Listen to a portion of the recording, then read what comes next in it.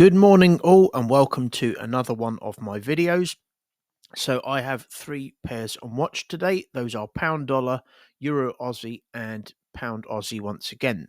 So when we get to pound Aussie, I'm going to touch on something which I think might be very important as we get down to that pair. But let's start with my favourite of the bunch, pound Aussie. So why am I looking at pound Aussie? Well, the higher time frame narrative, as I see it on the weekly chart, is that we have this 1, 2, 3 touch structure with fairly equal spacing, which price taps into. And I've touched on this many times previous. When we break below this, the support and resistance traders believe what was previously resistance becomes support. And what was previously support becomes resistance, rather. I tripped myself up there. And as I've touched on previously, many of the brokers and these trading news platforms will have been putting out news such as pound dollar breaks 3-year low. Of course, that encourages fear. People think it's just going to keep going. So the support and resistance traders start selling. And of course, you could have made money into here, but you are effectively selling into, if you just look at it, you're selling into the low of this three touch structure. You're selling below what is essentially a bargain price for a buy, and you're also selling into this low here. So the news platforms that do this kind of thing, they do it to induce fear, they do it to trap you the wrong side of the market.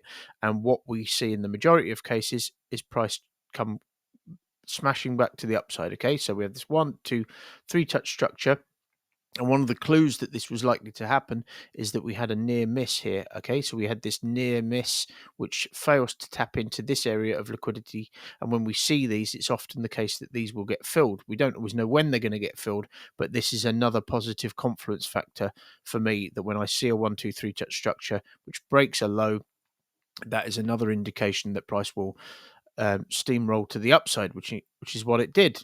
And you can see that on the higher time frames we have this impulse correction continuation, which is the natural ebb and flow of the market. So because this is a completed three touch structure, there is no logical reason for price to come back down to these lows, because it has done what it needed to do. Of course, price can do anything in trading, but there's no need at this moment in time for price to come all the way back down here, especially when we've had an impulse followed by a correction and further continuation, which those of us who trade the Falcon strategy see as confirmation that price is headed to the upside. So yes, we've pushed down aggressively from here, but I asked myself, what have we actually reacted from?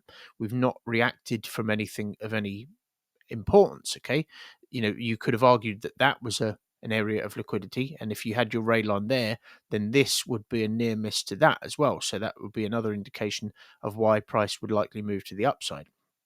Another one is that we're kind of, if we just put a trend line on here, we kind of don't have our trend lines cutting through everything because we like to keep our charts nice and simple. But if we were to extend that trend line there, we're kind of retesting the back of this structure as well. So another reason for price to get long. We're also tapping into, if I just drill down, we're also tapping into this sharp area here, this daily hook point, or even a weekly hook point, area of liquidity, an area of interest that we can see even on the weekly chart. Okay, so you can see that we're moving down into that area correctively. That is an indication that we may reverse from there, and a further indication that we may move to the upside. Will likely move to the upside. You can see we're moving down in a bit of a squeeze, in the bit of a corrective channel. Okay, and the other clue as well is that this whole move, if you just look at this whole move down, I said this previously, that this is, I said this on the euro dollar actually, it's been quite a corrective move down, giving me a clue that a reversal would likely happen at this area here. So if we just drill down, now there's things to consider here, right? We know that these, typically speaking, on the lower time frames, price doesn't need to, completely catch people the wrong side of the market, because these little lower time frame liquidity points, such as this one, for example, are not the ones that the news platforms are putting out their news on. It's the higher time frame ones. So what does that mean? That means that since we have a higher time frame liquidity point here, it is more likely that people will get themselves caught the wrong side of the market before price actually pushes in to the upside in this instance. Now that's important because you can see we've had momentum. This is actually a good thing because normally we see momentum when people are getting out of their positions when these structures are completing. Often the last leg of a piece of structure such as this is more a corrective channel, but regardless, it's still a piece of structure. We often see momentum. Now, what can often happen if this is a bear flag, which it could be, this could be a bear flag to push lower to catch people the wrong side of the market, right? Now, if that was or to just push lower in general, but if that was to happen, it would if this was a bear flag, the flag itself is often proportionate to the move down. So these are all things that I'm just trying to take you through my entire thought process. If that was to happen, that would be the correction would be within the 30 to 40% range of the impulse down which has preceded it. Okay, so that would be a healthy correction. Now, that is not impossible because we have not broke the low and caught people the wrong side of the market. And if that was to happen, this little liquidity point there, if I just drill down to the 15-minute chart, this little hook point here would likely be the start of that bear flag to push lower. Okay, so what does that mean? Well, if we catch people the wrong side of the market, if I just bring my forecast onto the charts, if we catch people the wrong side of the market, then I'm not bothered about that bear flag because if we push below here and then push back in, that will have negated that because the aggressive push back in is likely the liquidity grab that we need and the big players stepping in, and then the consolidation afterwards is usually the bigger players stacking their orders for the move to the upside. And what we do tend to see, if that's going to occur, we do tend to see these tight corrections, the break below, break back in, then another correction, and then we kind of have that mini head and shoulders pattern. But because we haven't broken the low, that makes that flag, which I was talking about, more likely, this kind of structure, more likely. So how do we mitigate that? Well, if we don't break the low, break back in and flag, and if we did do that, then I would be looking to get long either on the break of a flag such as this or within it, and then I would easily be able to manage this up to there. As I say, I wouldn't be worried about this inflection point then, because price will have done what it needed to do for a move to the upside to be valid. However, if we don't break this low, what I'll be looking for is a break above this high here, which is why I've drawn this flag and I've color coded these entries in order of preference. I prefer people to get caught the wrong side of the market of these daily and weekly hook points because typically the moves in the other direction are more aggressive.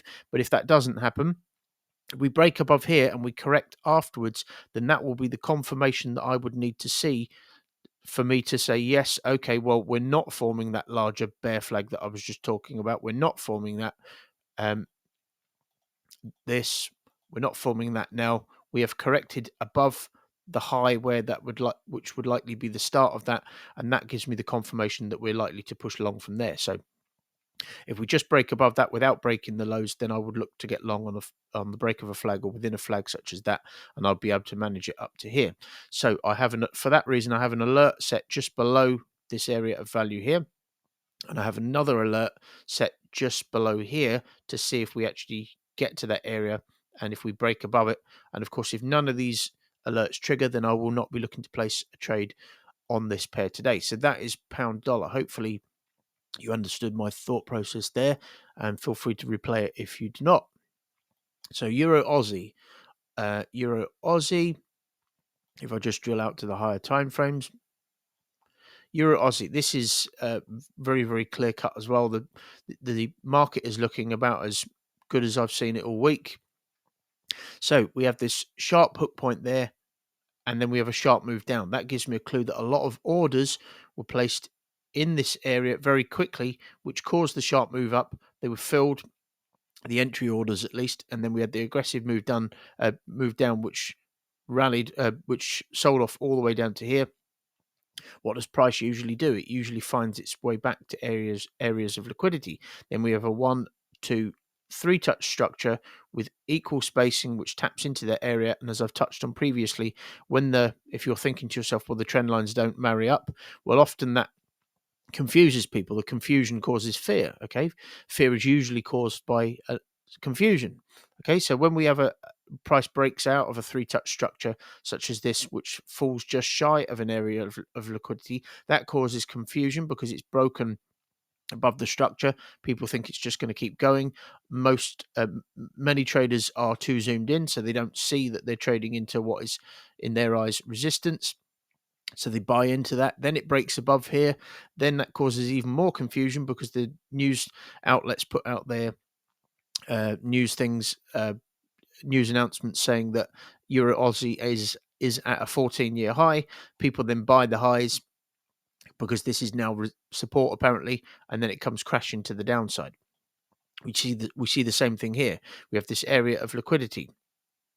Price comes up, comes close to it, sells off, but usually price gravitates its way back to the area of interest, the area of liquidity. What do we have here? We have this 1, 2, 3 touch structure where the second touch falls just shy of that. What does price usually do? Price usually gravitates back towards the high, breaks the high, and then sells off. In this instance, we don't kind of have a first touch, but these trend lines as we use them are just normally an indication for us of we're just trying to ascertain whether a 1, 2, 3 move is completed, and we can see we have a 1, 2, 3 move there, which breaks the high and then breaks back below. So as I've said, the first question I ask myself is, am I well positioned? Well, on pound dollar, I would be very well positioned if those entries shaped up. There's not really a sequence as such because it would be kind of the first flag in the sequence, but on the higher time, on the higher time frames, the daily and the weekly chart on pound dollar, the sequence is very nice, and the entry, if those were to shape up, would be very nice too. So therefore, what's the positioning like on Euro Aussie? Positioning is very good for that potential move to the downside to take out the low and complete the 90% rule of this structure. We even have a 1, 2, 3 leg leading in at the end of this 1, 2, 3, giving me a clue that this is completed. So the positioning is very, very nice. We have completed structures all over the place. I asked myself, what does the sequence look like? The sequence isn't the greatest, but it's clear. The sequence is very clear. Okay, so we have this kind of larger flag which we don't normally see at the start, but after that, this correction here, which is disproportionate to the move down, we move in a pretty streamlined way. We have the tighter flags into the larger flags. We break the high. We have this little sequence here. We completely break out of that. So I'm quite satisfied that on a pair such as Euro Aussie, which can be corrective, the sequence is nice. So then the next thing I ask myself is, what about the entry? Okay, now this is about as clear as day. Okay, this is about as clear as it gets for us. So we have a 1, 2, 3 move there. We have a 1, 2, 3 move there, and we have a 1, 2, 3 move there within this potential 1, 2, 3 wave move. And if I just measure that, this impulse there, and we look at the correction is just shy of that 50% range. These more corrective pairs, these ones which are a bit more corrective than pound dollar, for example, the pullbacks do tend to be, I've noticed, slightly steeper. It's easy for me to say. And on the more corrective pairs, they sometimes pull back in the 60% region, I've noticed. But anyway, this is about as clear as day. There's our area of value. If we tap into that, there's no kind of structure to this move leading up to this point. So I won't be just taking a risk entry within what is essentially a 4-hour structure, a bigger structure. I will be waiting for price to tap into this area. It may even tap a little bit higher in order to retest the back end of these lows here. But I'll be waiting for a tap into this area, followed by a push down, and then I'll be looking for a flag and be looking to get short either on the break or within the flag, and then I'll be able to manage this down to these lows for something in the region of 6%. And what we often see, as I touched on a minute ago with pound dollar, is that price will often consolidate just before an area of value. So it'll often consolidate like this, just below the area of value, push above, push back in, and then we get a flag like that, and then we kind of have that mini head and shoulders pattern. Okay, so we see that a lot. So I wouldn't be surprised if that happens here before we break the high, but that is what I'm going to be looking for with Euro Aussie today, and I have an alert there just below that high there, just to see if we tap into that area, and if we do not, I will not be looking to place a trade on that pair. Now, if I just hide I've just given the game away, given my forecast away, but let's just go out to the higher time frames and being mindful of the time. So why am I looking at pound Aussie? Pound Aussie, you do have to zoom in a little bit to see this one, or even go to the daily chart, which is partly why it's lower down on the list. But we have a sharp move up, sharp move down. What does that mean? A lot of orders are likely in that area, or placed in that order in that area. What happens here? We wick to that area, and this is only a volatility wick because it doesn't make sense in terms of the structure, but we don't break above it. Okay, what does price usually do? It comes up, comes quite close to this area, near misses it, sells off. What does it then do? It comes back up, breaks the high for the reasons previously explained with the other pairs, breaks the high, catches people the wrong side of the market who believe this is now support, and they believe this is going to the moon. The FOMO kicks in, and then we come crashing to the downside. What do we have down here? We have a low here. I've just disregarded this wick. We have a near miss. What do we know about near misses? Price usually comes down to fill them and take out the low which is sat below them, especially when that low happens to be the start of a piece of structure. That is a good profit taking area and a good place for people to get out. I'm just going to speed up ever so slightly because the time on these videos is limited. So I then asked myself, am I well positioned? Yes, we've broken above here, caught people the wrong side of the market and come crashing to the downside. There's no reason for price to reverse to the upside in this area.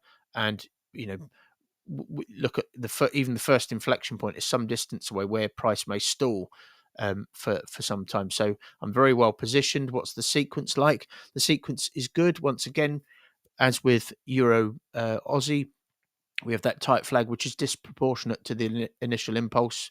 If I just drill down to the 15-minute chart, the 1 hour chart rather.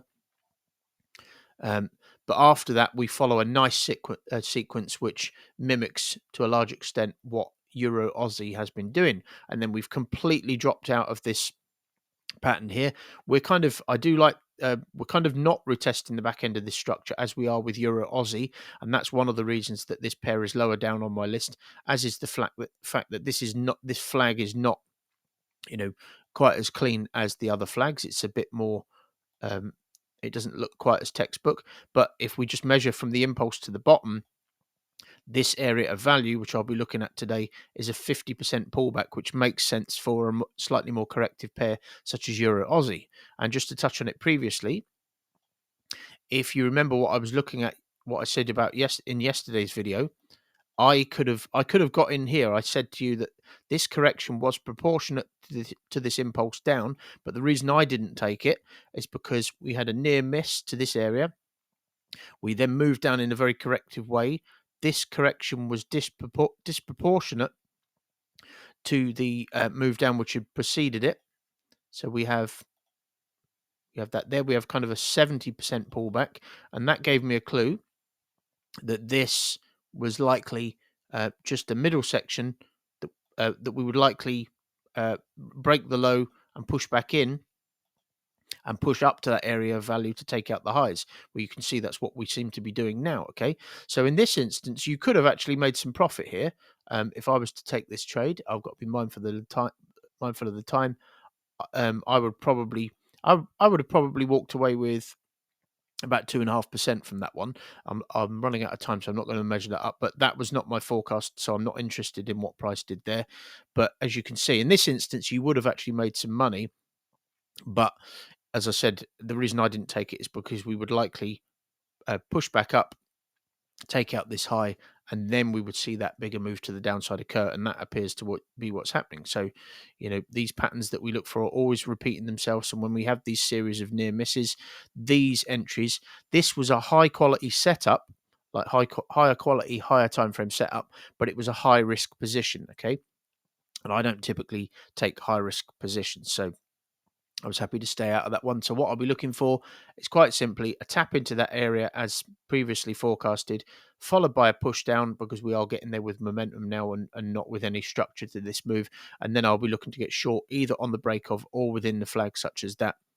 and then I will be able to manage it down to these lows, something in the region of 8%. So I hope you're taking some value from this, folks, and I will be back with another video probably tomorrow if I have a pair or pairs on watch, or if I have placed a trade. Thanks for watching.